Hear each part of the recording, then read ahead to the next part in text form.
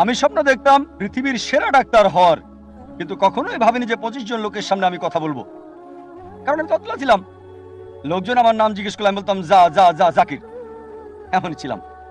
আল্লাহ সুবহানাহু ওয়া তাআলার পথে এসে হয়তো 10-15 বছর আগে যখন দাওয়া যুক্ত হলাম, যখন দাওয়া দেওয়া শুরু করলাম, তোতলামি চলে গেল। যখন খ্রিস্টান মিশনারিদের সাথে কথা বলি, দেখি আমার তোতলামি একদম নাই। আমি স্টেজে উঠেছিলাম কারণ আমার সহকর্মী তখন পারছিল না, আমি শুরু করলাম। আর এখন স্টেজে আল্লাহর রহমতে শত শত হাজার হাজার লক্ষ লক্ষ লোকের সামনে আমি স্টেজে উঠে কথা বলি, আলহামদুলিল্লাহ। এবার কোনের আয়াতে আসি। যখন মুসাকে আল্লাহ সুবহানাহু ওয়া তাআলা বললেন ফিরাউন এবং তার লোকদের দাওয়াত দিতে, তিনি এই দোয়া পড়েছিলেন।